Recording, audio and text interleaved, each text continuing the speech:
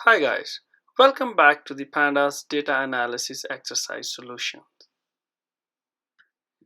So in the next one, question 13, what are the mean, max and minimum hourly rates? Use .str and replace. So once again he's asking for to use .str and replace with dollar sign and create a new column h underscore rate. Let's go back and copy the code where we did. Here it is. So now we need to grab hourly rate instead of salary, and our column is going to be the new one, h rate. So what we are doing, we are creating a new column, grabbing hourly rate, replacing dollar sign and converting that into float. Let's run this thing. Here we have, and now he's asking for max and min, and so let's grab this column and call minimum here. Here we have the min. We can call print and min, and then copy this one,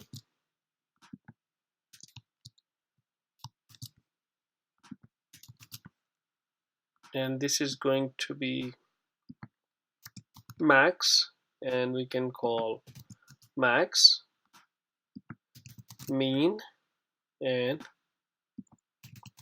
mean, and let's run this cell. So we have minimum, maximum and mean values here. So next he's asking for to check the head of your data frame.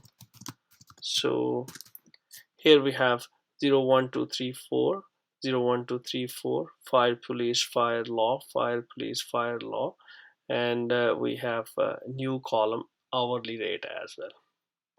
So moving forward here, yeah, this is we already did actually. This one 2.6 96 32, 2.6 96 and 32. So question 14, how many employees are getting maximum hourly rate? Now we need to find out the number of employees who are getting a maximum hourly rate. We have created a new column h underscore rate. So we have to grab the column h underscore rate and find the maximum value from that column. So what is our condition? Pay h rate is equal to, we need to generalize this condition, so we have to grab the maximum rate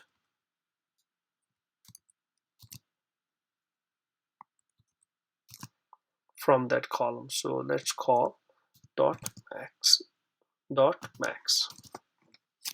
We can't use 96.0 because what if at some stage it changes from 0.9 96.0? So we have to generalize this condition. This is why we are using pay and grabbing the hourly rate column what we have created and getting maximum value. So whatever the value change in future or any time, this is going to work for any situation where the maximum value is kind of 96 or anything beyond 96 even. So this is our condition. Let's pass in this condition to our data frame pay.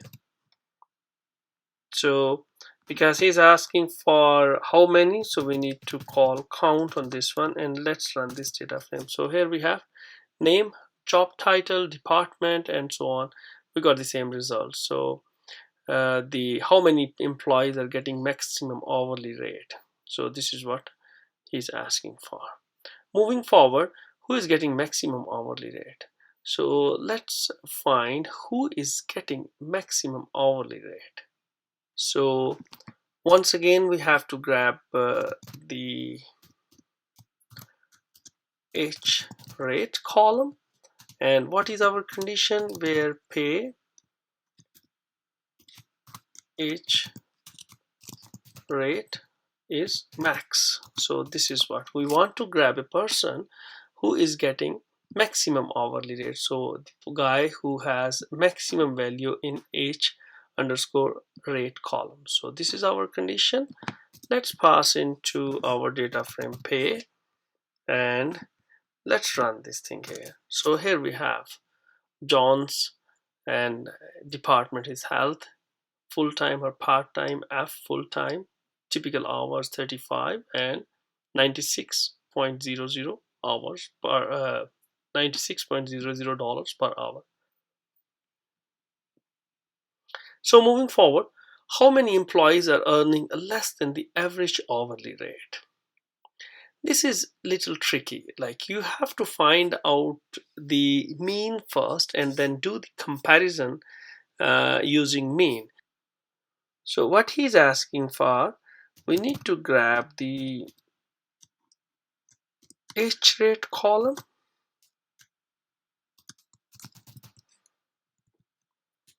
and let's put the condition later on: pay age rate dot mean. So this is our condition. We are grabbing age rate and the mean on the hourly rate, and where the condition is the pay is less than the mean rate. So this is the condition. Like, in the hourly rate column, the hourly rate is less than the mean of that column. So this is the condition. Let's pass in this condition to our data frame pay. And once again, he's asking for how many, so we need to call count here. If we run, so we have, so he's asking for number only, so we can call age rate, and then here we have 2791. So in question 17, he's asking for how many employees are paid hourly and they have a full-time job. So let's check the head of our data frame first. So if we see hourly rate, it's either NAN or some value. So anyone who is null, it means that guy or that person is not getting hourly rate. So one condition we have to know, the first thing is the value should not be null, and the second is his part-time or full-time status should be equal to F full-time. Let's apply both conditions. Grab pay, and we can grab any column, age rate or hourly rate. Let's get the original one, hourly rate. What is our condition? Is not null.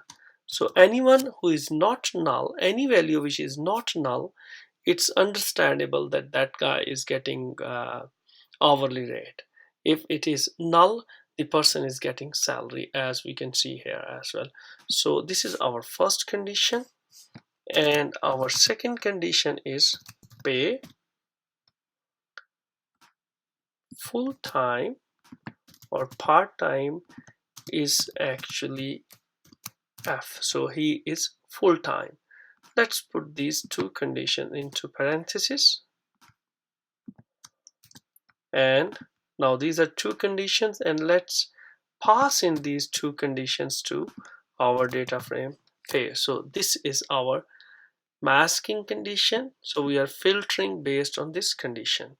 So, and it's asking for how many, we need to call count.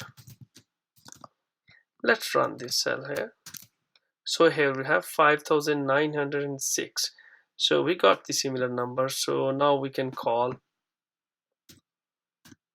only one column, which is, say, we can call full-time or part-time again here, because we are working with this column.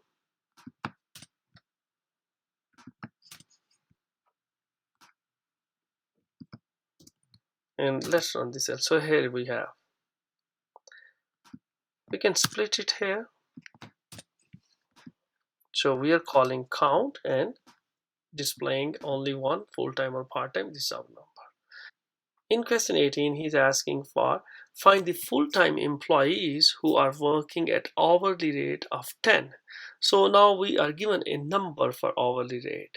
So we need to find out all those employees who are working with H rate equal to 10. Let's pass in this thing here. So pay, once again we need to grab full-time or part-time because we need to find out full-time. F. So this is our first condition. Let's put it in parentheses. It's always good to separate them with parentheses. And our second condition is, now this is what we can grab this column or we can grab this column. If we are grabbing h underscore rate, then we need to pass 10.0. If we are grabbing h hourly rate, then we have to add dollar sign as well. So let's grab this hourly rate only. And keep it in your mind, this one is string and this one is a number. So we can say pay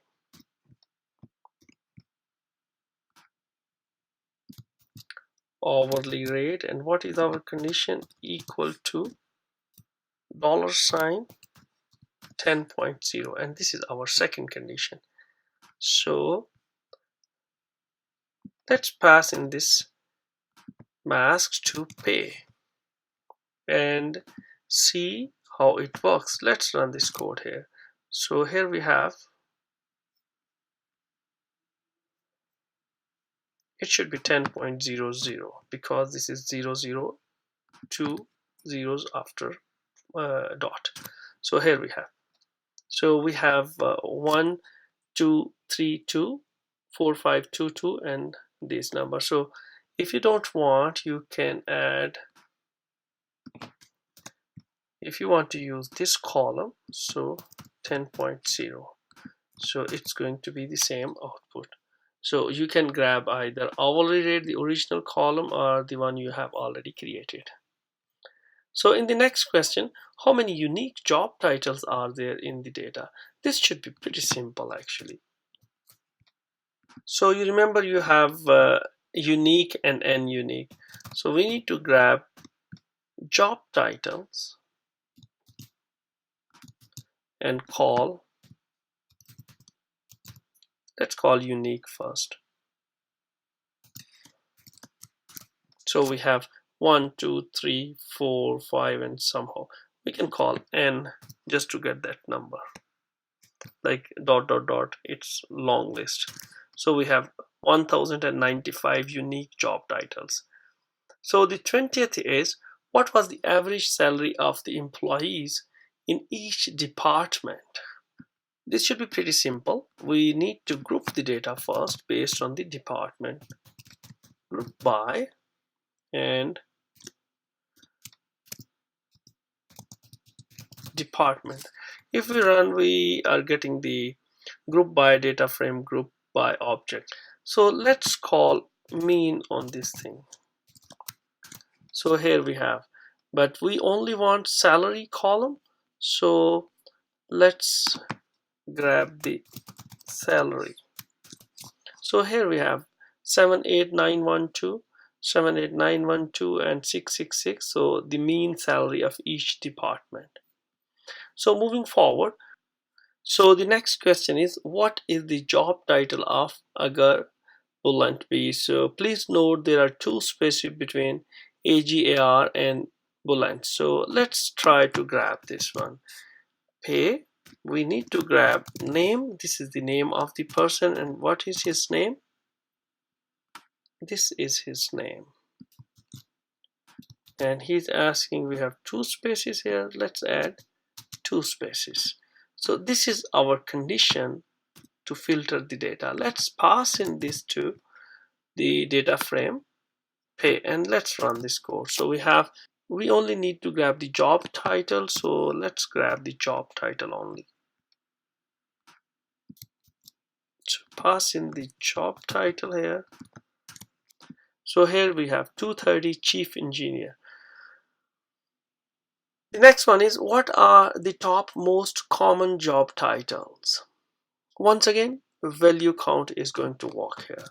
So if you remember, I mentioned in the previous lectures that we are going to use head, value count, or these common functions quite often. You need all these kind of functions to explore more about the data. So the most common job title, so we need job title. This is, let's copy this from here, job title. If you call value count, and let's run this thing here. So we have list of all the job titles. We only need 5. Let's call head on this one now. So here we have police officer, firefighter, EMT, sergeant, pool, motor truck driver, and police officer, and so on. Next question is, how many people have the word officers in their job title? So this is already given. This is little tricky and the answer is already given. So we have to write a function, say find string, pass in the title, and then in that title we are searching word officer. So if officer, string officer in title dot lower, so here dot lower we are dealing with upper and lower cases, so we are converting, if that is upper we are converting everything into lower. Return true, if not then else, return false. So this function find string we are calling in lambda expression. So what we are doing, we are grabbing the job title using apply for lambda expression and calling find string. So we are passing x job title to the function find string, which is returning true or false. And if it is true, we are getting sums for all trues. So we are getting 11,101 persons who has the officer in their job title. So this was all about Chicago payroll data exercises. And with this exercise, we are done with the Pandas data analysis section. So this was extensive section. We got a lot to learn in this section. We are going to use all the knowledge and skill set that we have achieved in this section in the coming data visualization and machine learning sections. Revise them once again, go through all the exercises and try to follow the concept. If you need help, you can always ask in the group, you can always write me, and I would be more than happy to answer all your questions. If you feel you need any help, write me. See you in the next lecture where we are moving forward to the data visualization now. Good luck.